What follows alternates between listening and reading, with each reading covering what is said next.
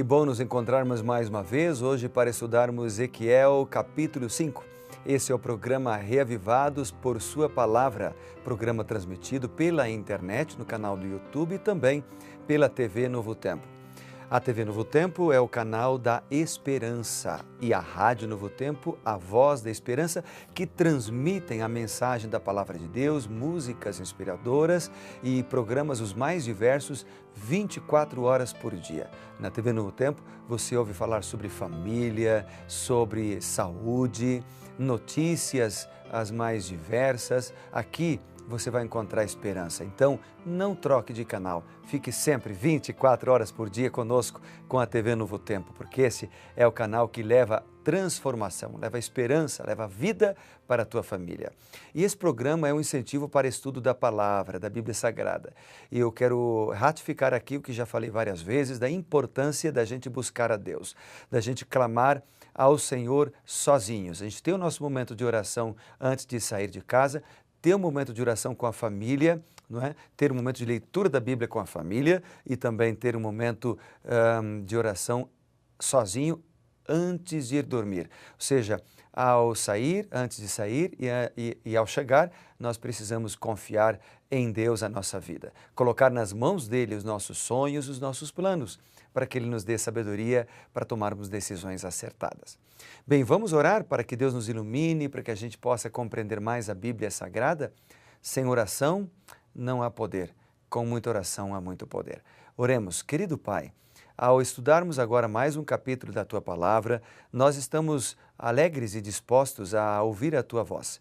Para isto, fala o nosso coração e nos dirija em nome de Jesus. Amém. Vamos a Ezequiel capítulo 5, nessa jornada então de estudo do livro de Ezequiel, quinto dia, estudando sobre este profeta. Bem, o capítulo 5, ele trata de alguns temas como, por exemplo, Deus, através de Ezequiel, usa o símbolo do cabelo. Então, por meio do símbolo do cabelo, é mostrado a Jerusalém o juízo, que por causa da sua rebelião viria pela fome, pela espada e pela dispersão. O capítulo começa com a continuação do texto de ontem, o capítulo 4. Então, por exemplo, se você olhar na sua Bíblia, o contexto do capítulo 5 até o versículo 4, ele começa no capítulo 4 de ontem, no verso 1. Então, é claro que aqui no programa Reavivados, a gente lê um capítulo por dia, e não é um programa que estuda temas, mas estuda capítulos.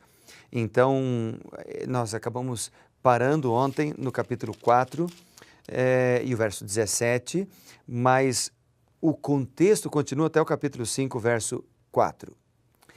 Então, aqui nós temos no verso 1, Ezequiel, ele é instruído a realizar um ato proibido. Por que um ato proibido? Veja, vamos ler juntos. Ezequiel capítulo 5, verso 1. Tu, ó filho do homem, toma uma espada afiada, como navalha de barbeiro a tomarás, e farás passar pela tua cabeça e pela tua barba a navalha. Tomarás uma balança de peso e repartirás os cabelos. Então aqui você tem o profeta utilizando uma navalha e depois ele usa uma balança. Aí diz no verso 2, uma terça parte queimarás no meio da cidade, quando se cumprirem os dias do cerco. Tomarás outra terça parte e ferirás com uma espada ao redor da cidade, e a outra terça espalharás ao vento. Desembainharei a espada atrás deles.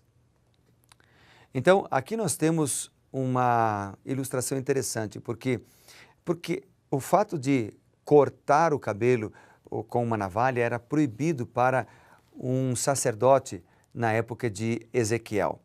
Mas aqui era uma espécie de uma ilustração, uma parábola, uma representação simbólica, né? Era ilícito rapar a barba para o sacerdote, mas só que dessa vez Ezequiel não faz protesto, ele não contesta a Deus, porque quem estava mandando a ele fazer isso era Deus. E isso é interessante porque mesmo Ezequiel sendo profeta e sabendo que não poderia ser feito isso, ele obedece à ordem do Senhor porque ele conhecia a voz de Deus. Como Abraão, quando Deus chegou para Abraão e disse, pega teu filho, o teu único filho, leva no Monte Moriá, oferece-lhe lá, mata teu filho. Então, Abraão sabia que Deus não desejava fazer isso, achou estranha a ordem, não entendeu porque Deus estava fazendo isso, mas como Abraão conhecia a voz do Senhor, ele foi. E quando chegou lá, a história mostra que ele acabou não matando o seu filho, Deus não permitiu que fizesse isso, Deus apenas estava usando ele para trazer lições espirituais para nós, para ilustrar o plano da salvação e também para testar e fortalecer a fé de Abraão. Mas Abraão obedeceu porque conhecia a voz de Deus. Lá no Novo Testamento, quando a gente vai para lá, a gente encontra com o apóstolo Paulo, por exemplo, a mesma situação.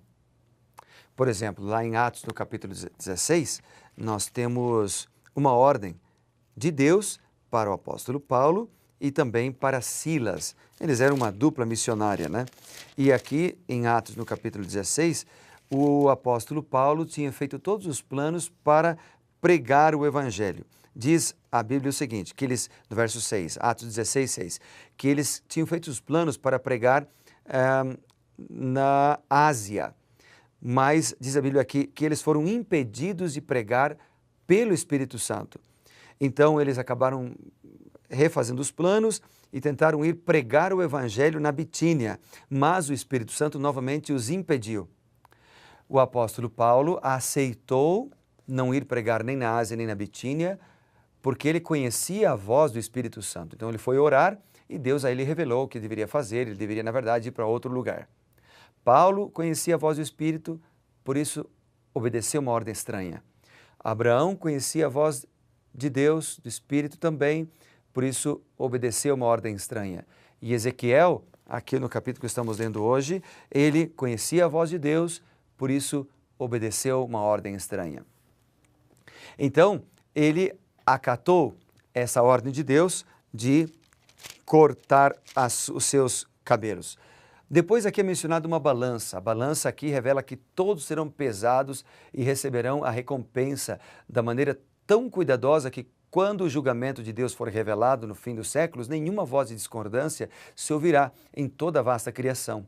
Então a navalha indicava que o juízo viria na Bíblia de Andrews, ela diz o seguinte, que essa navalha simbolizava a espada que recairia sobre Jerusalém. Então o juízo viria de maneira certa, independentemente da pessoa. E a balança indicava que todos seriam pesados diante de Deus, do menor ao maior, todos seriam levados a confessar, justos e verdadeiros são teus caminhos, ó Rei dos reis, ó Rei das nações, conforme diz Apocalipse 15.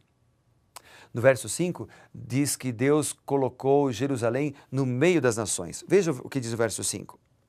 Diz a Bíblia, assim diz o Senhor Deus, esta é Jerusalém, pula no meio das nações, terras que estão ao redor dela. Então, Deus colocou Jerusalém no meio das nações, ou seja, ela estava situada bem no meio dos países do Antigo Oriente Médio, na encruzilhada entre as principais estradas da Antiguidade. Sua localização singular consistia de uma grande oportunidade para Israel. No sul ficava o Egito, no nordeste a Síria e Babilônia, no norte os sírios, na costa os filisteus e um pouco mais para lá, na direção do norte, os fenícios.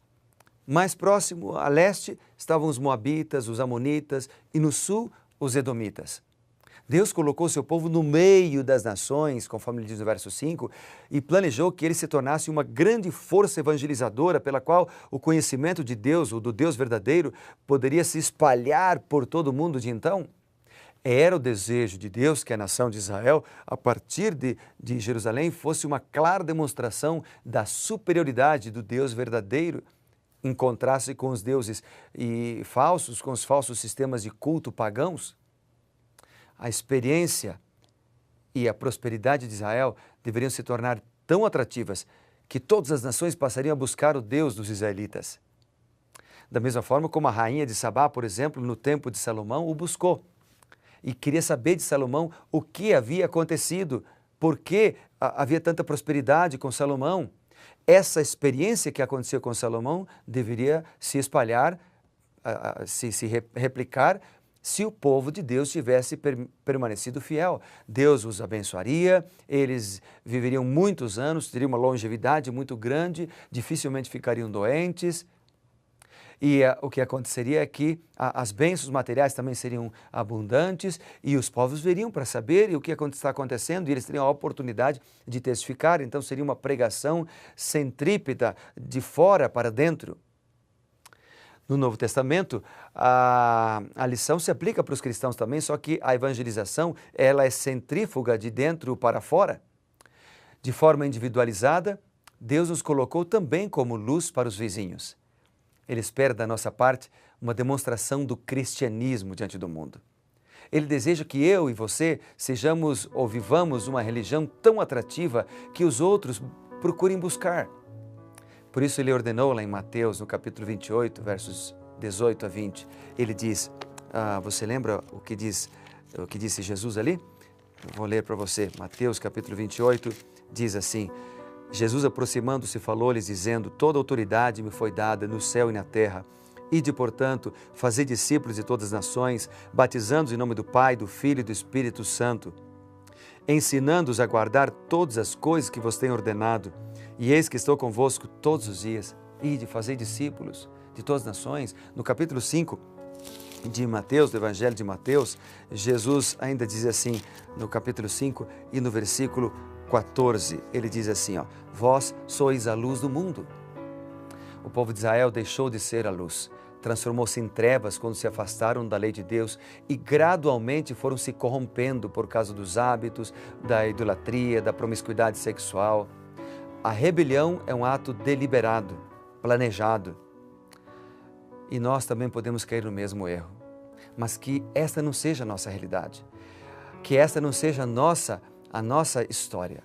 Que possamos ser um homem e uma mulher usados por Deus para levar esperança. Vamos orar por isso?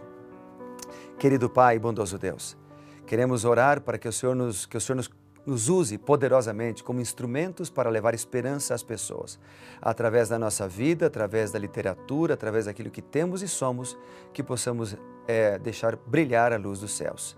Em nome de Jesus, amém. Que Deus te abençoe, meu querido. Grande abraço.